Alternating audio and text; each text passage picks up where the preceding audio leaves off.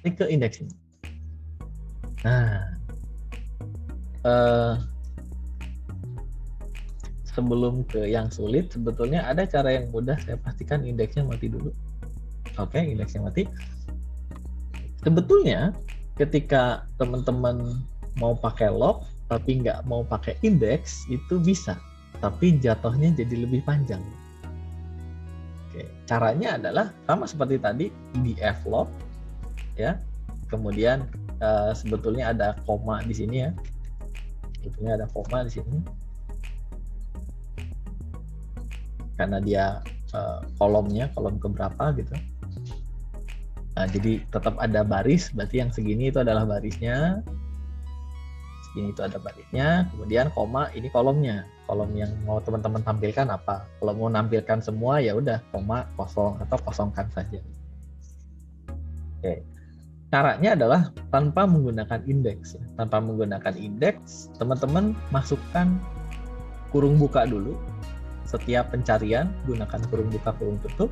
Di dalamnya df, kemudian masukkan teman-teman mau cari berdasarkan apa? Order date, kemudian masukkan tanggal yang teman-teman inginkan. Pakai sama dengan. Ini kalau nilainya 1. Kalau nilainya lebih dari 1 gimana? Lebih dari 1 teman-teman bisa pakai if in. Nah, caranya sama. df produk ID, berarti teman-teman mau cari berdasarkan produk ID. Kalau lebih dari 1 nilainya, kalau 1 mah cuma tinggal gini aja. Sama dengan, misalnya nilainya P0648 gitu. Kalau 1. Tapi kalau lebih dari 1, teman-teman bisa pakai is in. Is in, kemudian kurung buka kurung tutup lagi, masukkan list. Berarti nanti otomatis dia akan mencari produk ID dengan produk ID P0648 dengan P382. Ketika dijalankan muncullah seperti ini. Ya, itu tanpa menggunakan indeks. Kan cukup bingung ya. Waduh, indeksnya kok banyak banget gitu. Apa namanya? Codingnya panjang juga. Sementara kalau teman-teman pakai indeks, cukup ngetikin yang teman-teman mau aja gitu. Tapi harus diindeks dulu. Jadi ini mungkin menjadi salah satu solusi supaya teman-teman nggak usah pakai indeks. Perbedaannya adalah gimana dengan teman-teman pakai indeks. Ya, ini saya hapus dulu. Indeksnya sudah dihapus ya. Sekarang indeksnya normal lagi. Pertanyaannya adalah gimana kalau teman-teman mau mengindeks lebih dari 1 kolom. Tadi kan cuma 1 ya, order ID aja atau order date. Sekarang gimana kalau kita mau indeks banyak? Contohnya di sini saya contohkan kita mengindeks order date, order ID, dan produk ID. 3 langsung gitu ya. Caranya ya seperti ini, pakai list. Gitu ya, pakai list lagi, isinya adalah order date, order ID, dan produk ID.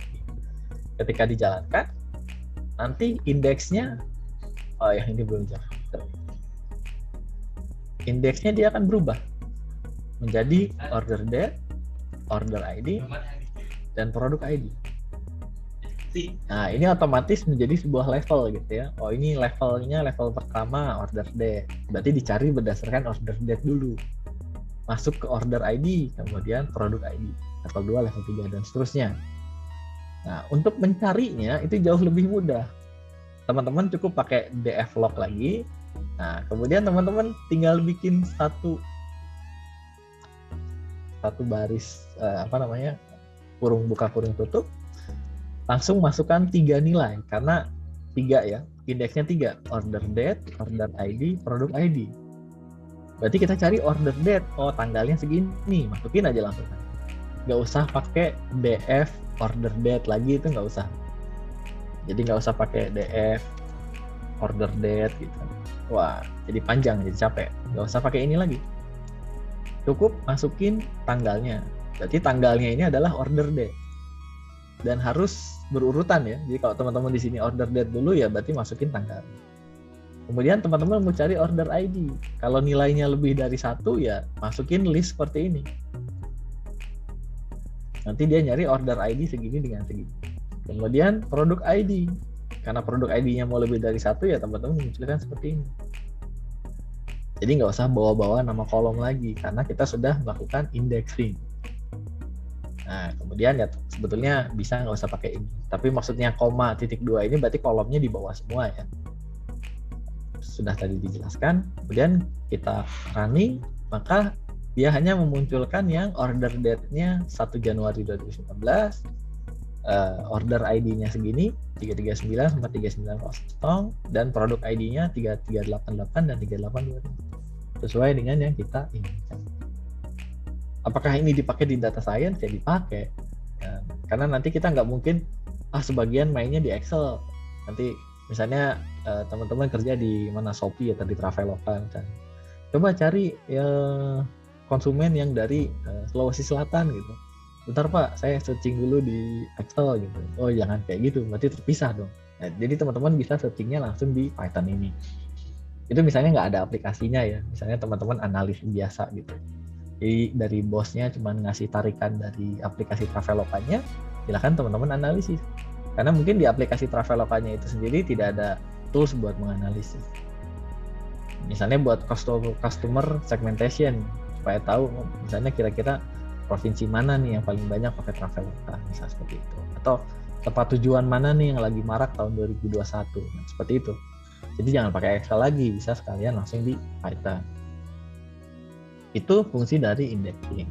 Tapi tanpa indexing masih bisa, cuman ya jatuhnya ribet. Teman-teman harus masukin nama kolomnya seperti ini. Gitu ya. Nah, itu untuk indexing. Sementara untuk slicing, sesuai dengan namanya nge-slice, motong gitu ya. Kita punya 101 kali 9 dimensi 101 kali 9, 101 baris dan 9 kolom. Kita mau slice, mau potong. Misalnya jadi data training dan data testing. Nah, fungsinya dari slice itu ya. Nah, slicing pun ada dua cara. Teman-teman bisa pakai log, bisa pakai ilog. Nah, ceritanya kita pakai lagi lah yang ini ya. Kita pakai lagi coding yang ini. Kita pakai. Nah, di sini kita pakai log biasa. Yang ribet ya, yang nggak pakai index. Seperti ini. Kemudian kita akan masukkan ke dalam data frame lagi namanya slice 1, berarti potongan pertama. Caranya seperti ini. Coding yang ini persis sama seperti yang di atas ya, jadi tidak perlu saya jelaskan. Jadi slicing itu cukup teman-teman masukin nama data frame buat potongannya, buat slice-nya, sama dengan kemudian cari potongannya ada di mana, menggunakan log atau pakai ilog. Maka nanti slice 1 akan menjadi potongan dari data frame sebelumnya yang pernah. Jadi hasil akhir dari slice 1 adalah yang ini. Gitu. Kemudian gimana caranya kalau mau pakai indeks? Ya sama, berarti teman-teman harus cari nge-set indeksnya dulu. Baru nanti develop cari yang teman-teman inginkan. Ceritanya kita masukkan jadi dia jadi slice 2. Nah, ini slice 2. Seperti itu ya. Jadi perbedaannya slice 1 seperti ini tidak ada indeks, slice 2 dia pakai indeks. Dan otomatis di slice 2 ini dia sudah jadi indeks. Seperti itu. Jadi kalau mau nyari lagi ya tinggal lanjutin pencari. Karena indeksnya ke bawah. Nah, sementara kalau pakai ilog gimana? Nah, ini udah dibahas lah, sering. Udah waktu semester sebelumnya juga sudah dibahas. Kalau pakai ilog titik 2 seperti ini berarti barisnya di bawah semua. Titik 2 min 1 berarti kita bawa kolomnya semua kecuali yang paling akhir karena dia min 1 ya. Negatif indeks kalau teman-teman masih ingat. Jadi item price-nya hilang. Oke. Kemudian solusi yang lain, Y-nya misalnya labelnya df ilog titik 2 berarti barisnya semua dia bawa. Kemudian kita cuman bawa kolom min 1-nya aja, berarti negatif 1. Item price-nya aja berarti yang muncul. Jadi kalau ini dijalankan, semua muncul kecuali item price. Kalau ini yang dijalankan, semua tidak muncul kecuali item price. Oh iya udah dipotong di sini, nggak ada item price-nya. Kayak gara-gara di atas ya. Jadi nanti sebetulnya ini item price-nya yang dimunculkan.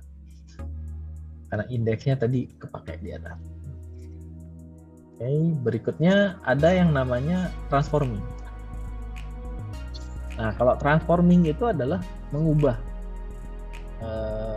banyak sih sebetulnya, merubah transpose ya, jadi dari baris jadi kolom, kolom jadi baris. ya berbagai macam jenis transformasi yang lain. Tapi di sini saya hanya bahas gimana caranya kita merubah tipe data. Merubah tipe data itu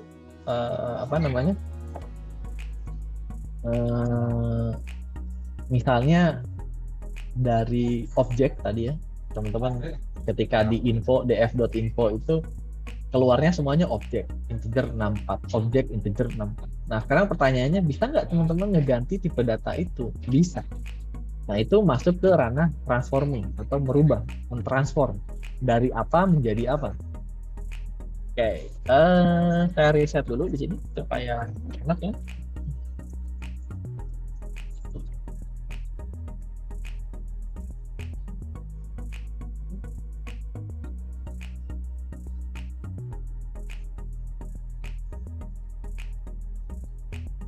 Oke, kita reset lagi. Kemudian kita df lagi buat ngecek apakah indeksnya sudah reset.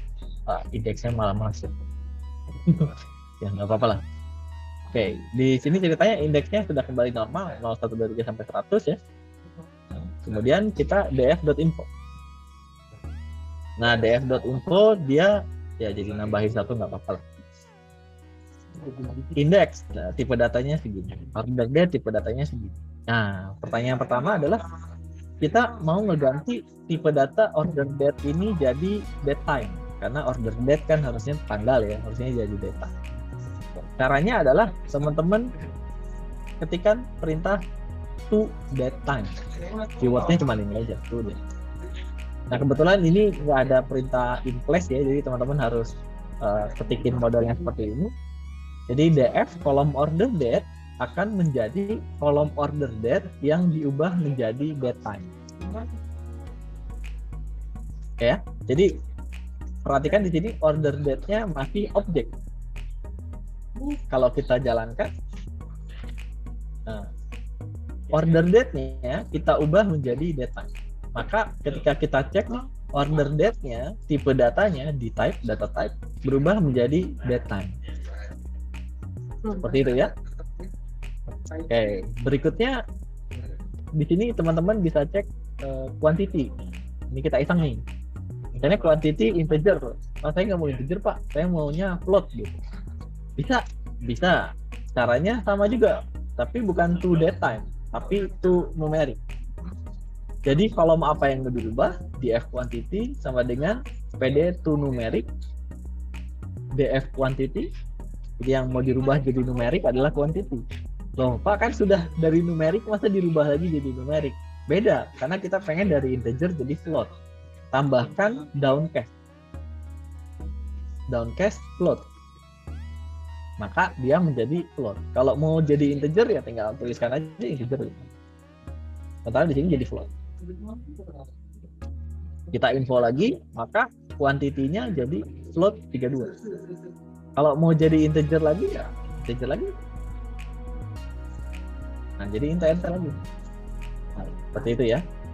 Nah, kemudian ini untuk nice bias dan decision tree misalnya. City, objek. Kita mau ganti jadi kategori. Gimana caranya kita ganti jadi kategori? Bukan to kategori ya, tapi jadi type.